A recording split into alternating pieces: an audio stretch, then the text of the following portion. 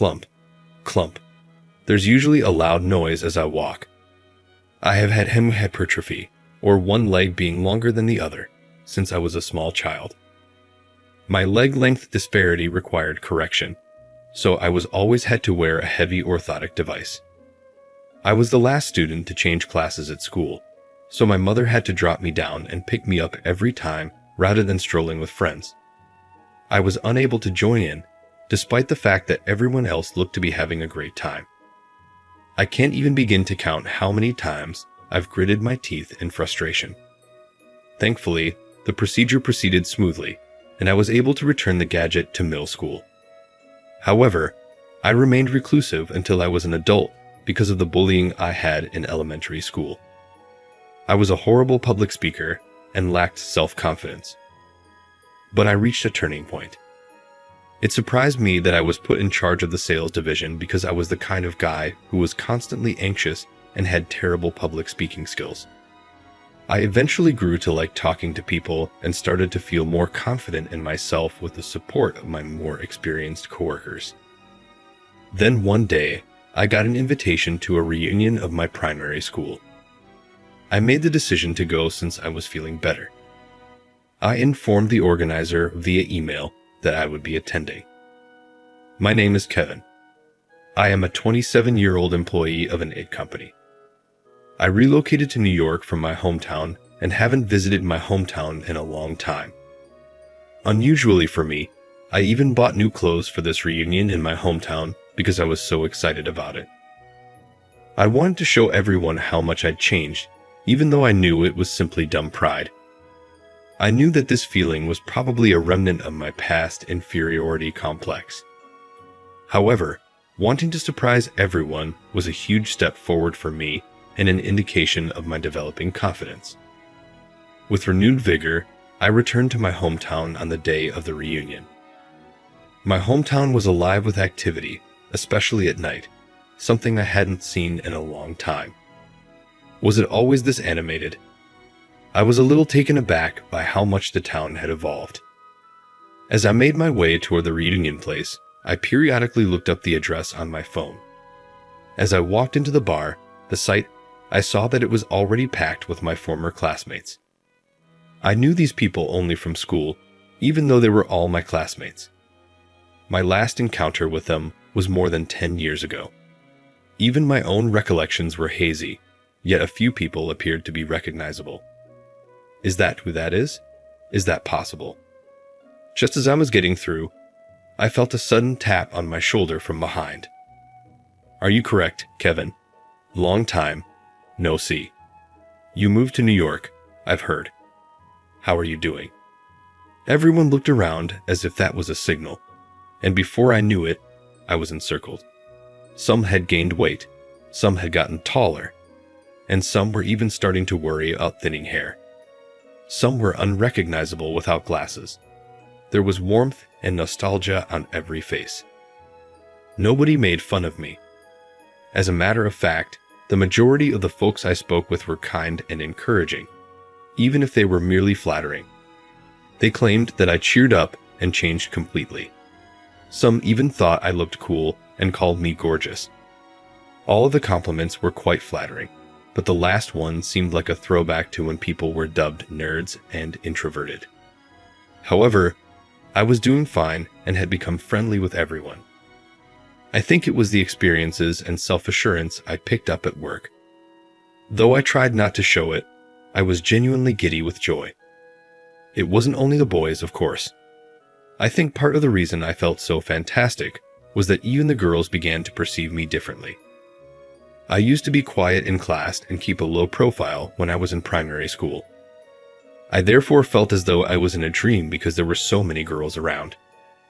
Since getting to the location, I have found myself thinking, I wish I could show this to my younger self multiple times. I was glad to see familiar acquaintances again and had a pint of beer in my hand. But to be really honest, there was one female in particular that I really wanted to see at this reunion. Ashley was her name. The belle of our class was Ashley. She was an extremely attractive girl, almost like someone you'd see on TV, with her big eyes and smooth hair. She was also kind, collected, and impartial toward all. I thought about her a lot when I was in school. I had no friends, therefore she was the only one who came to chat to me and showed that she cared about me. Because of her generosity, I was able to avoid being a chronic absentee from school, and over time, the bullying I experienced decreased. She was practically a lifesaver to me. I decided to pay Ashley another visit so I could repay her kindness. I glanced around nonchalantly, looking for her everywhere. Amidst the excitement and the shouts of women saying, "What have you been up to?" In long time, no see. Ashley was called out by someone. I quickly turned around and saw a woman in a navy dress standing among some females, her graceful back turned toward me. Based on the recognizable outline, I assumed it had to be Ashley. She had a very unique aura from the rest, even when viewed from behind. I took a deep breath and hesitated before approaching and talking to her. Abruptly, she spun around and flipped her hair. Ashley was the one, without a doubt. Her looks were still youthful, but if anything, she had become an even more elegant and stunning woman. What about Kevin? Ashley. Long time, no see. I approached Ashley and got up in front of her. However, I was uneasy when I was in front of her. I could see burn marks running down her neck from her face, but they were concealed by her hair. They reached out and grasped a glass of wine from her, severely tarnishing her formerly flawless beauty. Since our last encounter, she must have been involved in an accident of some kind. I produced a wide smile, hoping Ashley wouldn't notice and trying not to stare at her scars. With a gentle reply, Ashley said, "It's been a while. How are you doing?" She was obviously aware of what other people thought of her physical appearance, but it was impressive how she chose to ignore the inquisitive looks. I had fallen in love with Ashley then, and she remained the same. It's unbelievable that she showed up at the reunion with that appearance. She has a monstrous appearance. Should I be her, I could not stand it. I heard vicious murmurs coming from behind me. I turned to see a few girls making barely audible remarks about Ashley. Ashley listened to them and remained cool-headed. I think she was used to this kind of thing. I was astounded by the girls' cruelty. Back then, they were good friends of hers. Ashley had changed, but did that make them feel satisfied? I felt a twinge of pain and a building rage. How are you able to utter such dirty things? It doesn't seem like Ashley has done anything wrong. Please don't belittle my fiancé. Out of a protective instinct, I said something ridiculous like, "my fiancé." Was there not a more appropriate way to put it? Though sorry, it was already too late. Now, there was no going back. What? You weren't even in our conversation. Could you please just leave us alone? With a contemptuous reply, the females moved on, vanishing like the tide. Ashley gave me an inexplicable look as she seemed relieved to see them go, but also contrite for bothering me. She had an embarrassed, irritated, and depressed look. This was not how I wanted to see her. Ashley said in a quiet voice that only she could hear, "Let's go outside and get some fresh air." It seemed like a smart concept to me. Silently nodding, we both slipped out of sight of the reunion. The full moon appeared taller and more exquisite than normal when it was outside the bar and beneath the chilly winter sky. We located a park close by and took a seat on a bench. An occasional chilly air drifted in. I quickly located a vending machine and purchased 2 hot beverages. Ashley hadn't spoken anything since we got out of the pub. I happily offered her a drink, hoping to lighten her melancholy. "Here, would you like some warm coffee or cocoa?" After expressing her gratitude, she picked out a coffee can and held it in her hands to reheat it without cracking it. I apologize about the earlier. I overreached myself. I impulsively called you my fiancé because I just wanted to stop talking to them. I had no idea why I had called you that. Maybe I was more inebriated than I realized since I was in a strange place. I was perplexed when Ashley eventually looked up. "Kevin, you truly caught me off guard. We've been apart for more than 10 years, and now we're engaged.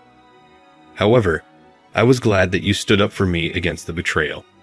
Ashley grinned broadly and replied, "Thank you, genuinely." Instead of reprimanding me, as I had anticipated, she thanked me and grinned broadly.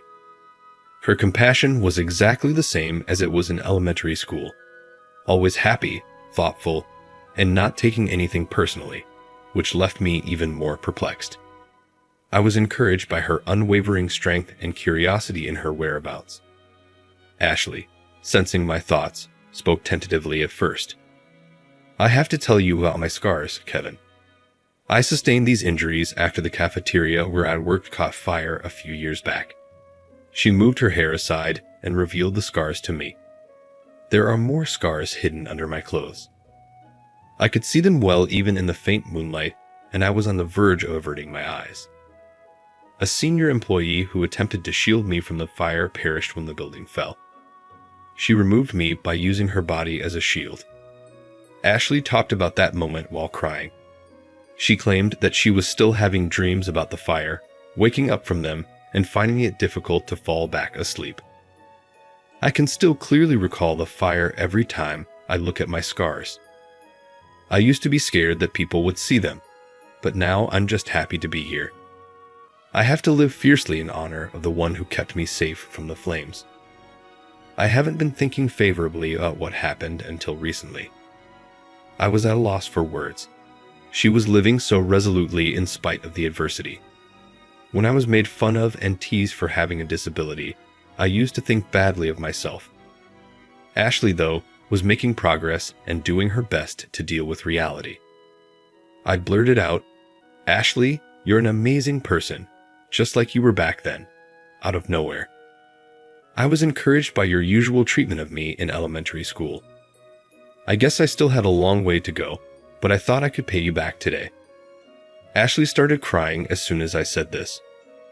What have I done? I quickly extended a handkerchief to her. I apologize for crying unexpectedly. I make an effort to think optimistically, yet occasionally I wish I could revert to my previous state of mind. I was thrilled to hear that I had changed from you. Ashley answered, "Thank you," grinning despite her tears. Her face was as bright and happy as I remembered it to be, even though she was now at ease. Relieved, I thought back to my own experience of walking with a limp while wearing an orthotic device. During lunch breaks, Ashley would bring my school lunch and carry my textbooks. She would come play games with me inside, sometimes by herself, because I was unable to go outside and run about with other kids. It will surely get better. Even in my most jaded and cynical moments, Ashley was the only one who ever made comments like that about my leg. She gave me encouragement and informed me of the sites we could visit after my leg treatment was finished. Ashley was my constant source of support and encouragement. I wouldn't have been able to resist pessimism and have made it this far in life without her. It was my time now. Like she did for me years ago, I wanted to be the one to help Ashley. I had made up my mind. "Hey Ashley, how are you doing? Would you like to have dinner sometime? I truly hope to see you once more." I had never asked a woman out before, to be honest, but I had nothing to lose. I felt that it would be best to just tell her how I felt. "Are you certain you can go out with someone who has a lot of scars? Would you rather make a date with someone attractive?" Although her response might be interpreted as no, I found it to be more than sufficient. I said, "It's all right. I'm never alone anyhow," I said, displaying my lack of dating experience. Ashley laughed. I was happy to see Ashley laugh aloud for the first time in a long time. We began seeing each other more frequently after that. Unexpectedly, Ashley had also relocated to New York, where she was working and saving money for a procedure aimed at skin regeneration. Ashley brought us modest lunches to eat in the park on our outings. Even though we couldn't afford to travel to fancy places, I was glad to see Ashley's hardworking and modest side. We fell in love with one another right away and began dating. Although the reunion incident and the fact that we were from the same town contributed significantly, we never made the clear statement, "Let's be together," or made our sentiments known. Our time together became second nature to one another. I started to actively consider marriage, which is how I realized how our connection was developing. No matter what, I wanted to be with Ashley for the rest of my life. She always made my life happier with her brightness. Therefore, I wanted to be there for her. It also made more economical sense to live together than apart from each other. That's how I started to envision our future. Then it dawned on me that I hadn't even told her that I was in love with her. Though I'd never told Ashley outright, "I love you," I was very certain we were dating. I also wondered what Ashley thought of me. I felt so insecure all of a sudden. I didn't really know how to handle my feelings because this was my first relationship, but I needed to make sure Ashley and I were compatible. As usual, I was waiting for Ashley in the park one weekend. She seemed a little panicked, as though she believed she was running late. Ashley said, "Sorry I was late." I'd assured her that I had arrived early and she wasn't even late. "Hey, how about we take a trip somewhere else for once? Perhaps to a department shop or another location." "What?" Ashley was taken aback by my idea and responded, "But I made lunch for us." I opened my bag to show me the soft drinks and sandwiches in a plastic container. I proposed that we have lunch on the department store's rooftop. Ashley grew apprehensive as she noticed the strange mood and inquired, "What's going on? Why the abrupt alteration?" I took a long breath, scratched my head, and admitted, "I'd want to purchase you a ring. Although I have never gone to a jewelry store and don't even know what size ring to pick for you, it would seem good if I bent down and took out a ring. I'm sorry, it looks like everything is out of order, but I want to wed you, Ashley, immediately." I wish to purchase a ring for a proposal in the department shop. Ashley froze, mouth agape, then burst out laughing when I said what I intended to say. Even though I knew it was awkward and that she should have been laughing, I started to become irritated when I saw Ashley giggle through her tears. Just as I opened my mouth to say, "Stop laughing," I saw that Ashley was crying. She laughed and wept, saying, "Too late." I was momentarily confused as to what she was saying. "You already said I was your fiancé." Hearing such remarks made me immediately calm down and offer an apology. "Sorry to keep you waiting." Following that, we were formally married and moved in together. Now that we had greater stability in our income, I was able to obtain Ashley multiple procedures. The scars from her burns are significantly less visible now that she has endured the difficult treatments. She grinned and remarked, "Now I can finally wear a wedding dress." I'm grateful to have met Ashley every time I see her beaming smile.